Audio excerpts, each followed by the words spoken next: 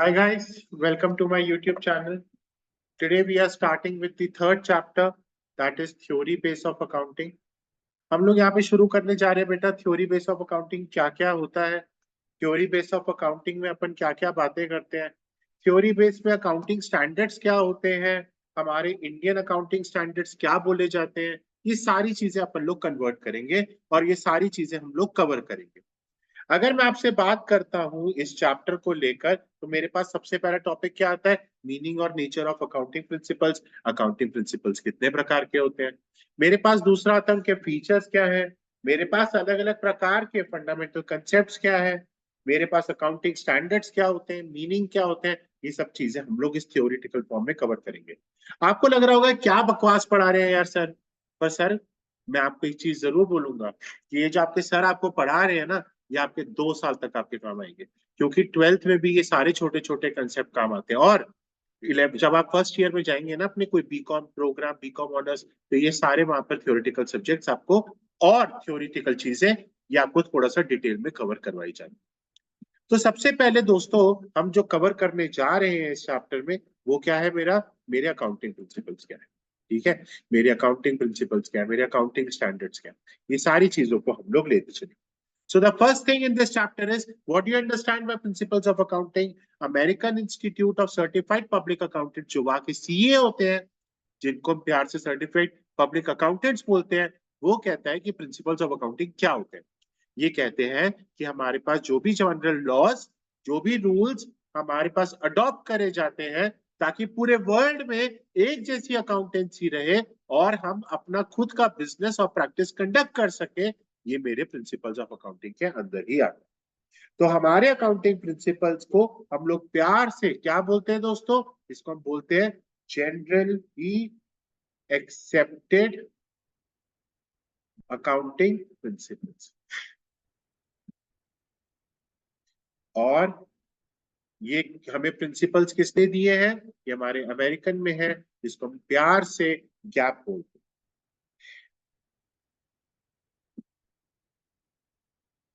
दूसरा, accounting principles हमारे rules है, हमारे कंडक्ट है कि कैसे हम लोग काम करेंगे। ये यूनिवर्सल चलते हैं, ये पूरे के पूरे रूल्स है जो ऑल ओवर वर्ल्ड एक जैसे। हमारे पास जो हमारे म्यूचुअल एग्रीमेंट्स और मेमोरेंडम ऑफ अंडरस्टैंडिंग हो रखी है, वो बाहर के सारे देशों के साथ हो रखी है। जहां पर हमारे जैसे इंडिया का CA can work in USA, India can CA can work in Australia, India can CA can work in UK. यहाँ पे बस उनको उनका वहां का पेपर क्लियर करना होता है।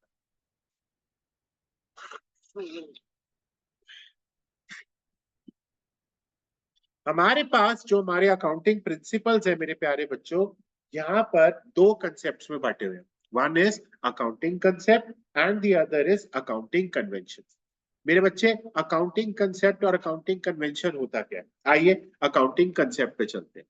अकाउंटिंग कंसेप्ट मेरे बेसिक अजम्पशंस के बारे में बताओ, ये मेरे फंडामेंटल प्रोपोजिशंस के बारे में बताता है जहां पर अकाउंटिंग आपकी ऑपरेट करती है। ये जनरली एक्सेप्टेड अकाउंटिंग रूल्स है जहां पर आपकी ट्रांजैक्शंस रिकॉर्ड होती है, फाइनेंशियल स्टेटमेंट्स प्रिपेयर्ड होती है। मैंने आपको बताया था इससे पहले वाले चैप्टर पे क्या था, पहले चैप्टर में RCSAI, recording, classifying, summarizing, analyzing and interpreting, और लास्ट में कम्युनिकेटिंग। ये मेरा अकाउंटिंग का पूरा प्रोसेस था। तो ये मेरे अकाउंटिंग कंसेप्ट जो है, जहाँ पे मेरी ट्रांजैक्शन किस तरीके से रिकॉर्ड होती है, कैसे मेरी फाइनेंशियल स्टेटमेंट प्रिपेयर होती है, यहाँ पर हम लोग फॉलो करते हैं पूरा का पूरा अकाउंटिंग कंसेप्ट। हमारे को अकाउंटिंग कंसेप्ट को फॉलो करना क्यों जरूरी है, क्योंकि हम लोगों को अंडरस्टैंड करना है ताकि हम चीजों को ढंग से मेंटेन कर सकें। कोई प्रॉब्लम? नेक्स्ट, अकाउंटिंग कन्वेंशंस क्या होते हैं। अकाउंटिंग कन्वेंशंस होते हैं जो भी मैं प्रैक्टिस करता हूँ, जो भी मैं प्रिंसिपल्स फॉलो करता हूँ over a period of time. Conventions क्या होते हैं, धीरे धीरे करके चेंज में जो मैं इंप्रूवमेंट कर लेता हूँ अपनी क्वालिटी में अकाउंटिंग इंफॉर्मेशन की, उसको हम बोलते हैं अकाउंटिंग कन्वेंशंस। ओके, तो पहला क्वेश्चन लिख लीजिए, what do you understand by accounting concept, what do you understand by accounting convention.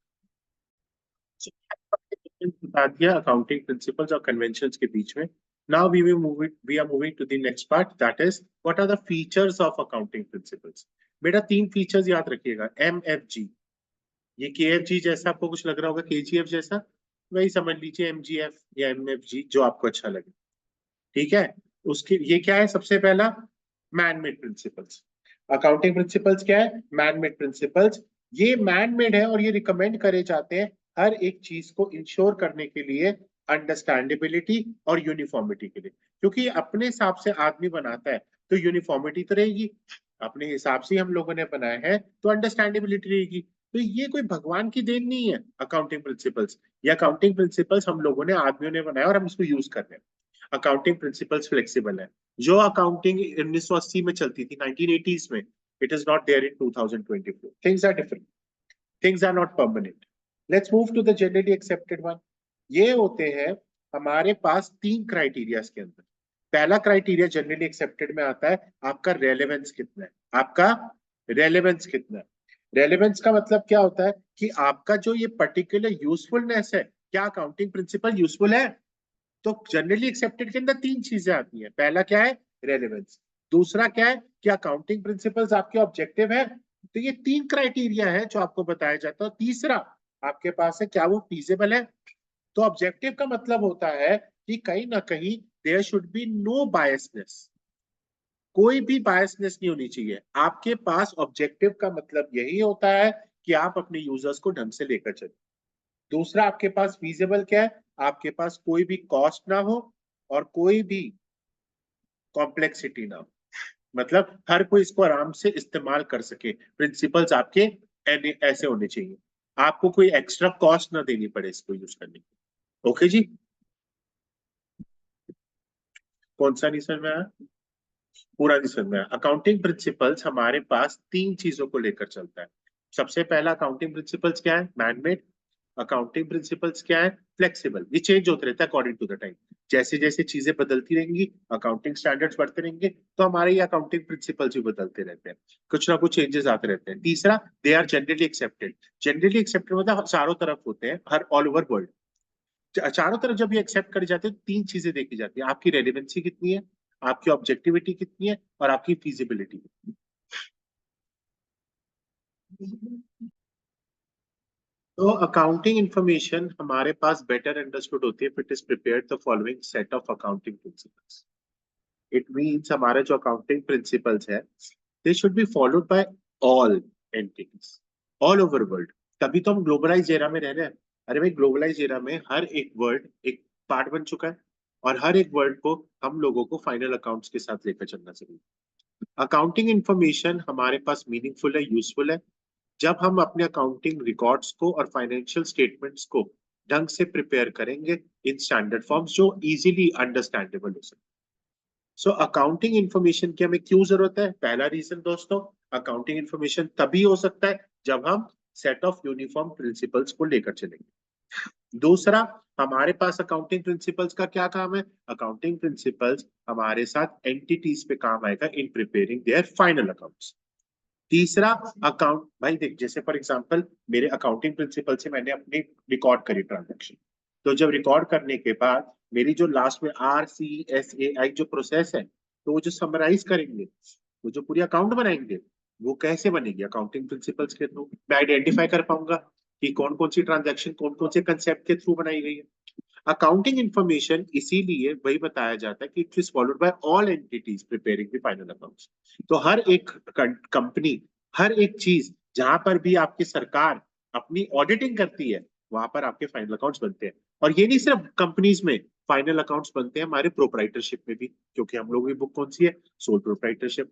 आपके अकाउंटिंग प्रिंसिपल्स बनते हैं आपके पार्टनरशिप में भी, और अकाउंटिंग प्रिंसिपल्स बनते हैं हम लोगों के कंपनीज में भी, वाइम पर्सन कंपनी हो या जॉइंट कंपनी हो या पब्लिक सेक्टर कंपनी हो।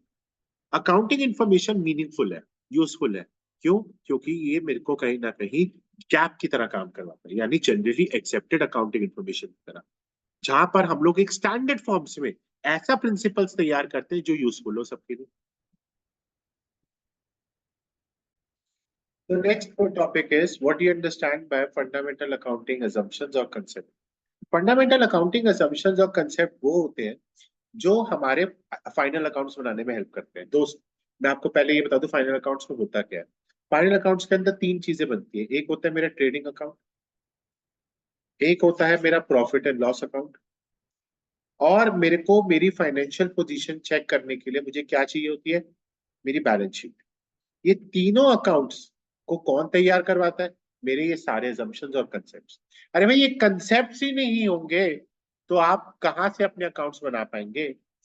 ये कंसेप्ट ही हैं जो मुझे बताते हैं कि मेरे को अपने फाइनल अकाउंट्स बनाने में कौन कौन से assumptions लगाने चाहिए।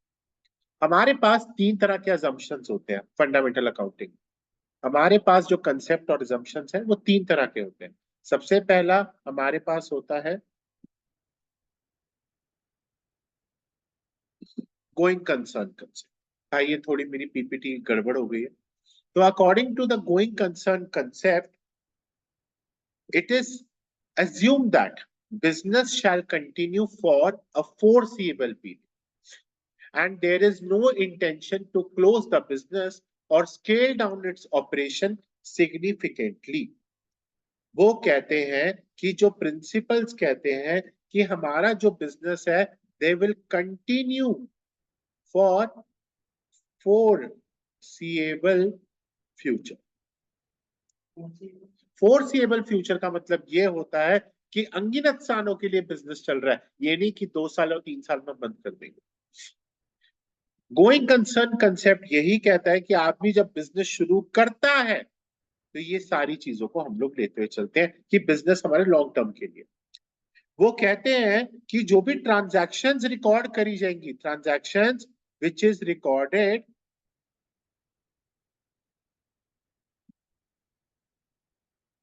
and reported should be continue for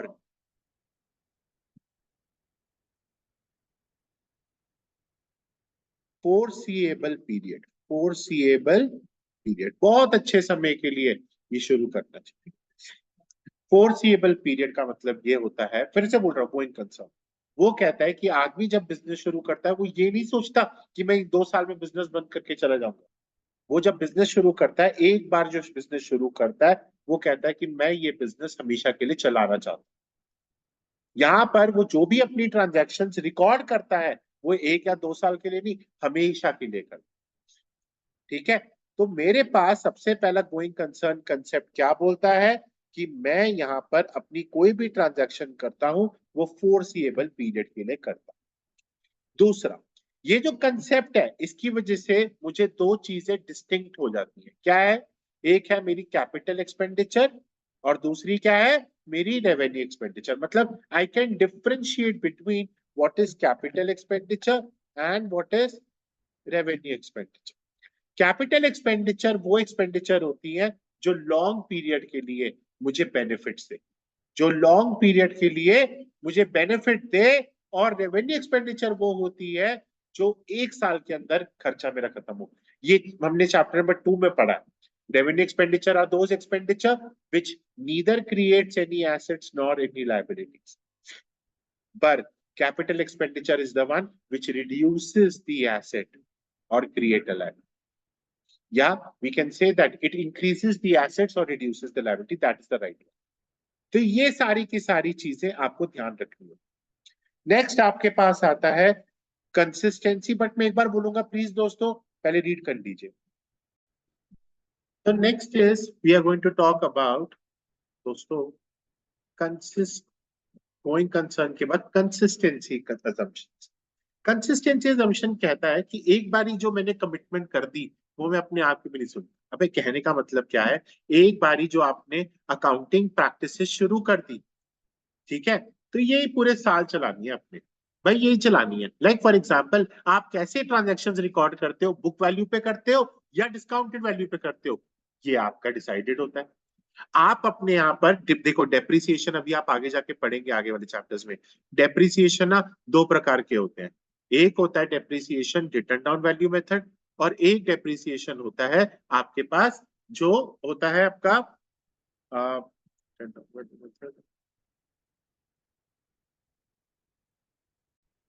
यानी दूसरा होता है हमारे पास straight line method.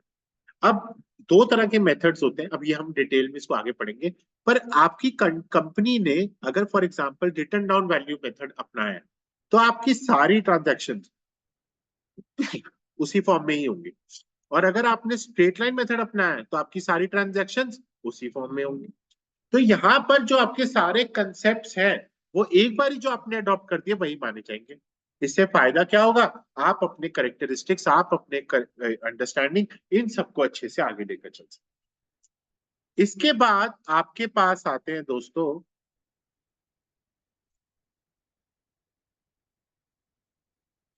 accrual assumptions. What the hell is accrual assumptions? Accrual assumptions कहता है कि एक बारी जो ट्रांजैक्शन रिकॉर्ड कर दी गई when it takes place and not when the settlement takes place. ध्यान रखिएगा, फिर से बोल रहा हूँ। According to accrual assumption, एक बारी जो ट्रांजैक्शन आपने रिकॉर्ड करी है ये तभी होगी जब आपकी ट्रांजैक्शन अकर हुई, आपकी सेटलमेंट नहीं। लाइक फॉर एग्जांपल, मैंने दिशा को एक गुड्स बेचे, कब? 20 फरवरी 2024 को, और दिशा ने मुझे पैसे दिए हैं 1 अप्रैल 2024 को। अब मैं इस ट्रांजैक्शन को, बहुत लोग क्या करते हैं 1 अप्रैल को नोट कर लेते हैं, नहीं जी, ट्रांजैक्शन कब नोट करी जाएगी? 20 फरवरी 2024 को। जिस दिन आपकी ट्रांजैक्शन हुई है उसी दिन ही आप रिकॉर्ड करेंगे, जिस दिन सेटलमेंट यानी पेमेंट हुई है उस दिन।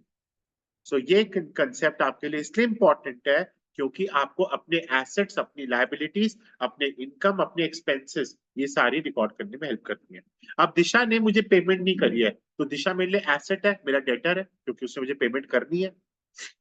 ये बात समझ में आ गई? तो मैं यहाँ पर अपने रियल एसेट्स और अपनी रियल वैल्यूज को डिटरमाइन कर सकता हूँ। तो एक्रूअल असम्पशन यही होता है। क्या ये बात समझ में आ गई? इसके बाद मेरे पास अलग अलग अकाउंटिंग प्रिंसिपल्स आते हैं जो दूसरे तरीके के हैं। तो ये मेरी आज आखिरी क्लास है, यही बात आज का मतलब आखिरी पार्ट है। We are going to continue with the second part tomorrow. Thank you.